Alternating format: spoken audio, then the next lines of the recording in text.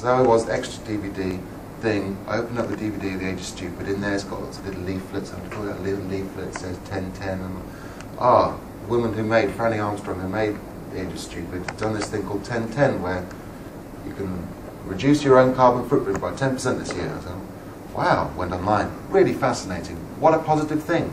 Telly turns on. New government. First announcement, the very first announcement, new government, we're going to have our own 1010 here. We're going to cut all 10% emissions in all our departments live online. Live with them, man, announcing it. I was like, wow, someone's woken up over there. Now, I can take that as a serious inspiration from a government. My God, I just voted for that man to do that. I can't believe it. This is amazing. So I can share this stuff. And I thought, well, I could tell everyone in the show, the point of the piece is, my mother says, Janek, it's too hard. The problem's too hard. I don't know what to do. You know, it's overwhelming. I'm like, okay. Well, I could tell her during 1010 to understand what she's doing, the implications of it, to take it as a way forward, to change lanes in her own life. And I could tell that to the people in the audience. That would be a purpose to the piece. Lovely, memorable, with a point. And I thought, I can't tell everyone else to do that unless I do it myself. Shit. I'll do it myself. Oh, right, yes. I'm going to do it. This is it. Joined 1010, straight up to the house, and it just flowered. And you know, been a great, wonderful thing for me. Difficult at home, difficult with friends and relatives. Went really well with the audience. You know, a lot of them last night, the preview, where you know, I've switched on people already. So it opens today. We'll see what the masses. I'm really, really looking forward to how they interpret it. I've given this lecture when I opened the show, and everyone said they can't. The show is not the same without my speech. And they want me to film it and have it on the videos and all that. But you know, it stands on its own legs. Everything is in there, and I think someone who is totally uninvolved, coming in, who's known the shop as it was, being brave, seeing the thing in the distance that's nothing to do with them. They walk up to the road, it becomes part of the hour. They invited in the car, and then they hear any one of my 60 sound bites. They'll go, what's this about? They'll listen to the content and go, well, yeah, I'm related to that. And then they'll go, ugh. They'll go in another car. They hear something else. They go, ah. And then after 10 cars, if they're brave enough, or whatever. We had two 18-year-old girls go through last night, very dancing in and out of the cars. Said, hey, what did you get? And they got it. They were like, is it about this? And isn't that right? And like, you know, my friends were trying to chat them up. I was talking about the post-planet problem. And they were getting it. It was amazing. Yeah. And in the 10 cars that inhabit the ghost road that cuts across the space in the massive vast space, how did you decide? And I mean, you're a maker of this work, you know, but also as a composer. How did you decide to make those sort of 10 compositions? 10 compositions, well, or 10 cars? 10 cars, or what? It all starts, the genesis of the piece and how I made it. Look at the plan. 107 meters by 40 meters. Okay. Great thing about light and sound, you can take one light bulb, one CD player, and one ghetto blaster. I could take the whole of that space over. But how do I make that more interesting? How do I economically do it within what's for me a very generous budget, but in terms of actually what happened is bang on. I was £6 over or something. It's just pretty phenomenal. The biggest spend was all the labour, which is local, which is fantastic. We've renewed, recycled, or reused virtually all of the piece. So I'd look at the plan. I think, what can I do? I was thinking, well, the lines in the ceiling are great. We could have like 32 cars in there because I was on transmission and things at the time. Have lots of cars in there, and you get in and out of each car. I researched online. A lot of people have done garage clubs where everyone comes to a parking garage and turns all their cassettes on. Well, that's been done. Okay, there's so much been done with cars. What can I do? I thought, well, I could make this ghost road of cars, and I kind of put it at an angle, and I kind of head it towards the corner. You know, it takes over the whole space because you dissect it, and then you can go to it and from it, and basically black out all the windows. That's the important part of controlling it. So I was on 16 cars, and I was down to 12 cars, and I thought, yeah, reality hits. I'm like, okay, 2010, the 10 theme, they like roundabouts, the circles. I do 10 cars, it's probably manageable. Still quite a lot, but it's enough. And I drew it on the planet scale, and I thought, well, it's enough to just seem as though possibly it's a motorway going through the space. 10 just about does it. Then we set about, that was where I started. I didn't have the other elements, the lay-by library, I just had the road. And I started to fill up the road with compositions. Thought, well, I can start taking all the sound bites from all this media. You don't have to watch the 52 minutes of Rob Hopkins talking about transition stamps. It's amazing. It's basically, essentially, a lot of my videos are like men going, it's really dark, difficult information. It's not very well, like, it's not whoa, like this, like I kind of try and do. But I enjoy watching it, and it's really impacted me. So I take all these things. I wrote to every one of them. Not everyone wrote back. A few people did. I like 1010, so they got on board. They were with it. So then I thought, well, I could create this atmosphere. I didn't know what I wanted to do in the cars. It totally evolved over the last 6 weeks. So I can talk about the buildings on when we got to site. Yeah, but let's do that, because it's also that and the building of those compositions and what's in the boots and what's inside for the people. Yeah. Serendipity is a wonderful thing. We were programmed to come in on the 1st of June. I had a team of volunteers, some people coming from Canterbury, some of my student friends I just met, and we were there ready to get on site, and we were denied access to site for a whole week because the legal aspect hasn't been sorted. It's like, oh no, what a nightmare. But what we actually did that week, just sat down, we bonded, played crokinole, my father's game from Canada. I made them all a big curry on the first night, got some champagne to G up the gang, and we sat down and I got to show them the films, to bounce off how they processed each of the people that say dark, difficult things, and all their feedback, and they're all turned on, and they're wonderful. I had my library of books already, actually, at that point, which is all positive titles that are the way, options for the way forward for our culture, not it's all doom and gloom, but now what can we do? The wake-up wheel, as it was called, now the lay-by library. So, Reed, his partner Hannah, they're in their 20s, she's a fantastic school teacher, she's energy mad with her kids, she's started talking and showing the kids the story of stuff, film and everything in the class. She was amazing.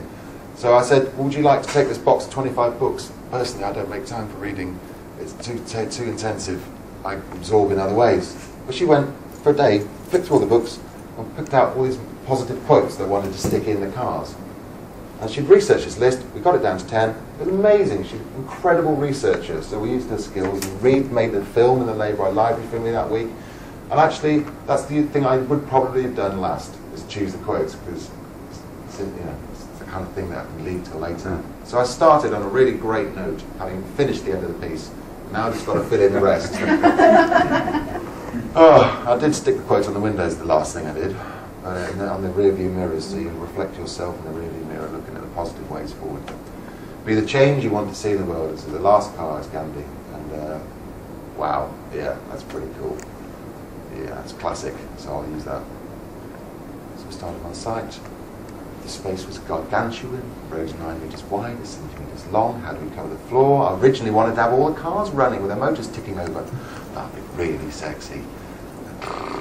Everyone will have really eerie, but exhaust. And then someone came into quote for putting a fake floor down in wood, 70 meters long, 9 meters wide. I'm thinking, that's just bonkers. Why would I possibly want to do that? What? And then it will go in a skip? Totally ridiculous. And it'll £5,000 to make that. Right, forget that. A lot of the art has been rejecting hundreds of my ideas that are totally unsustainable and make people stressed or annoyed, or the job's too job. And I think, what's the easiest, simplest way you can do this would make you happy? And I go like this, and I go, well, if you do it like that, maybe then kabang.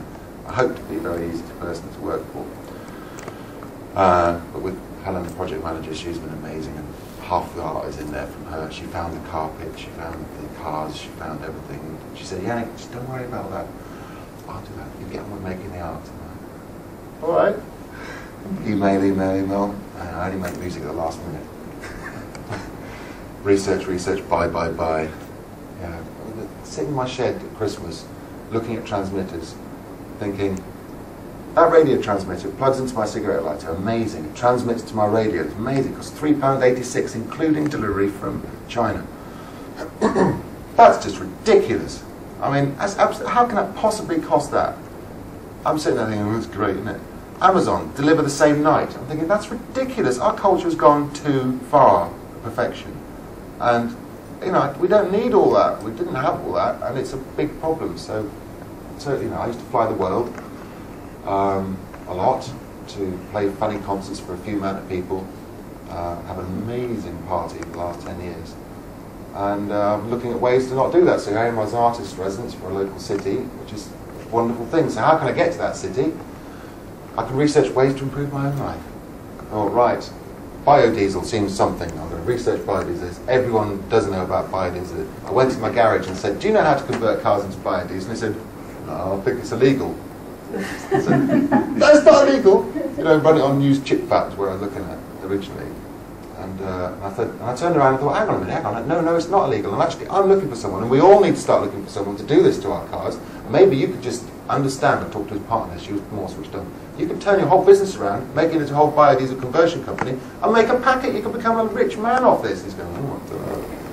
So, you know, I take every situation and try and turn it around, negativity to positivity. He didn't really turn a corner, but you know. But I did find a company here, Amazing Waste. I looked online. One supplier was in Milton Keynes. I'm like, well, they're just down the road from the site. Let's go and visit them. Hello, Amazing Waste. They go, hello.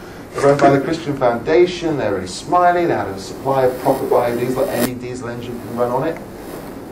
So I thought, well, I don't care if it fails in mine. I'm just going to have to go for it because I do 50% fill up with that. It's a sustainable, renewable, carbon neutral fuel gathered from local businesses in Milton Keynes. And every time I go home, I'm basically carbon neutral, sustainable, Janek bombing down the motorway. So I think, yeah, fast lane alive, but, oh, you know.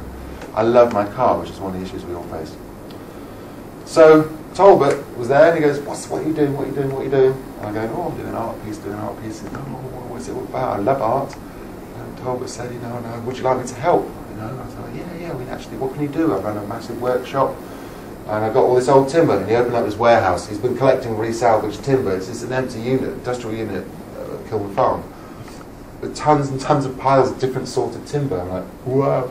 Would you like me to make a table out of 150-year-old railway carriage timber from Milton Keynes? And I'm like, yes, but I haven't really got a budget for it because it's a new element. He's going, I'll do it for free. I love volunteering.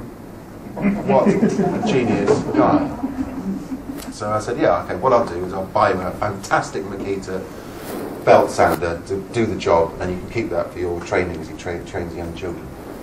So it's a way of exchanging, and he went straight to the top of my thank you list.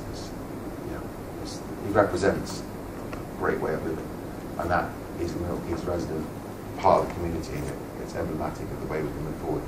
Thomas and I. I'm just going to say one thing, just about biodiesel, just that the festival is wherever possible trying to use biodiesel. I know, I've been trying to siphon some off your tanks. Great, I need a whole van load when I go home, because in Surrey, no one's doing biodiesel in Surrey, are they? Yeah, one thing I wanted to pick up on is something that you said, is that you always sort of do the composition last, and I just if you could touch on that. Does that stress you out during the festival build?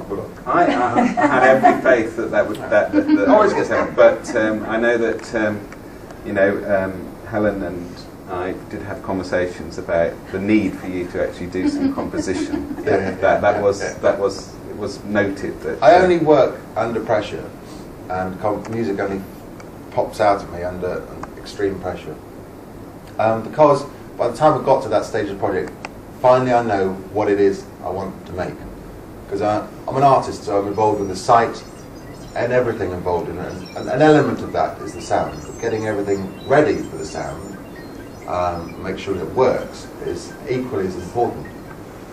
So, you know, it's halfway through the build, I was kind of got this meaning, the power, everything. I decided, through discussing with everyone, these quotes are amazing. But, you know, halfway through, in the beginning of July or the end of June or something, I'm going to use these quotes. And I've got permission from 1010 filmmaker to use the extracts from Richard Heinberg and stuff, so I generally don't worry about them normally, but because I was inviting them up, I thought, should say hi.